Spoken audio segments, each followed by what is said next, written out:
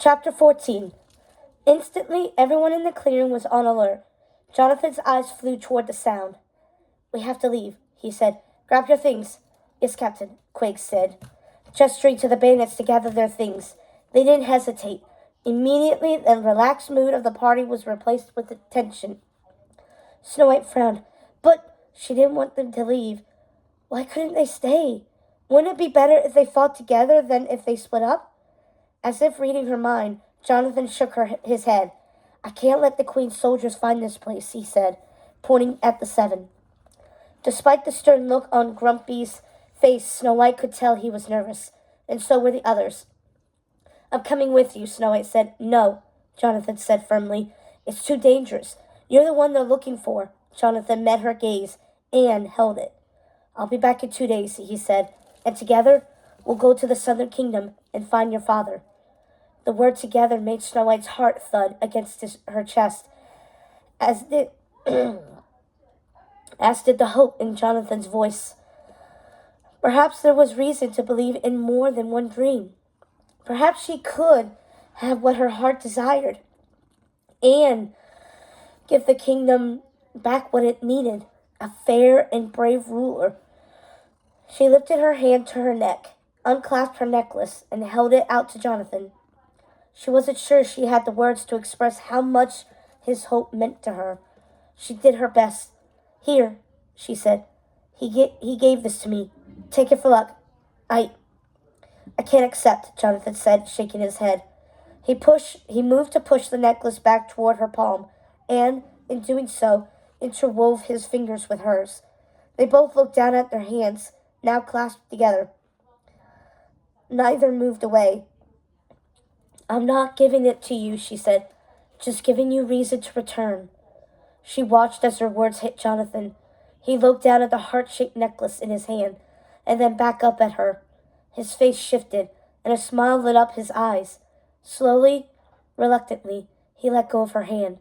He didn't say anything more on the subject, but Snow White knew he had hurt her. Turning, Jonathan waved goodbye to the others, and he made sure to give his new friend Dopey a hug. Then he looked at the rebels and nodded at the woods. "Who fights in the name of the king?" he shouted. "I!" Quake shouted back. "And I!" the others echoed. "Well, come on then." "All right, split up. We'll lure the guards away from the cottage." "Hey, thanks for having us," Farno called out with a wave.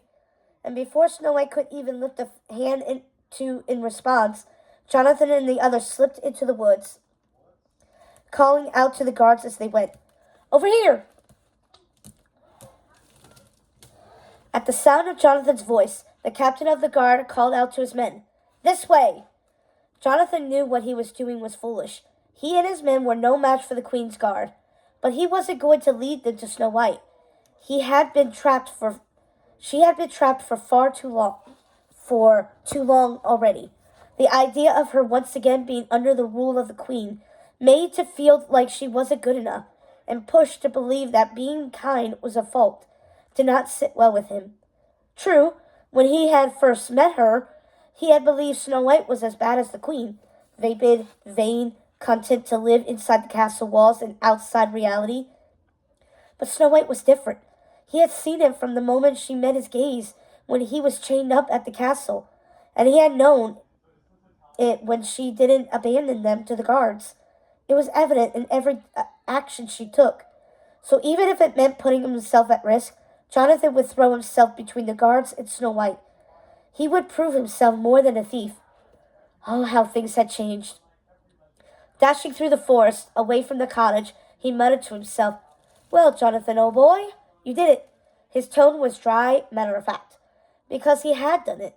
"You're one of the good guys now, steadfast, faithful, honest." He stopped, and cupping his hands around his mouth, he shouted back at the guards. His voice, thrown by the trees, made it sound like he was in one spot in the forest, even as he took toward another.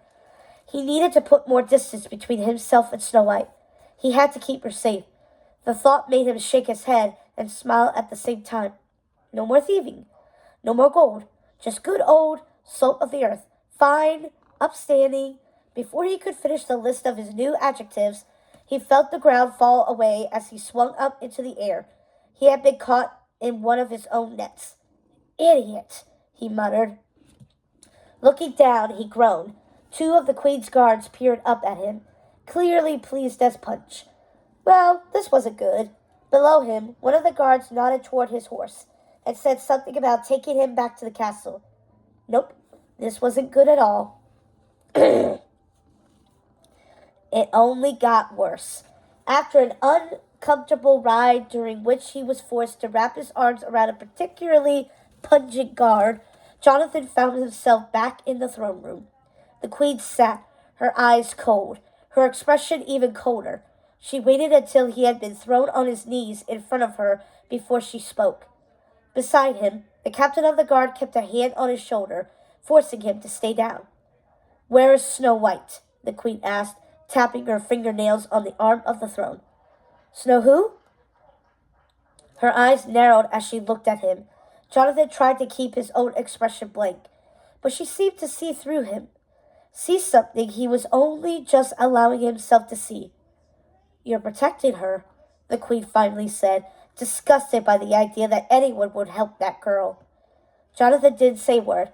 "Answer, Her Majesty," the captain of the guard shouted, grabbing Jonathan. Struggling against the ties that bound his hands together, Jonathan tried to stay away from the captain, but it was no use. He fell forward, barely avoiding slamming his face into the cold, hard ground. Snow White's necklace slipped from his pocket and fell on the floor. The sound echoed through the chamber. Jonathan tried to look nonchalant, but the Queen knew immediately what he had been carrying and what it meant. The captain of the guard snatched it up and placed it in her palm. Lifting the locket, she smiled as the sun made it sparkle. To the guard, she said, "Show me where you found him." "In the forest, 2 furlongs south of the crossroads," the captain of the guard informed the Queen. Jonathan's heart began to thud. One of the guards grabbed him and hauled him to his feet. As he was dragged out of the throne room, Jonathan looked back at the Queen. Her smug expression made him furious. "I'm sure you think you got this one licked, Your Majesty," he called over his shoulder. "But trust me, you don't know what you're up against. See, unlike you, I know her." The Queen smiled. "I think you mean knew," she said. Then, giving him a little wave as her guards continued to drag him out, she added, "Never send an army to accomplish what one woman could do on her own. It's time for Snow White and I to have a little talk." A shiver ran through Jonathan as the doors to the throne room slammed behind him. The Queen was a terrible person, but she was also powerful. And while he had faith in Snow White's heart, she was innocent and pure, a disadvantage when facing off against evil. He just had to hope that wherever she was safe, and somewhere the Queen could never find her.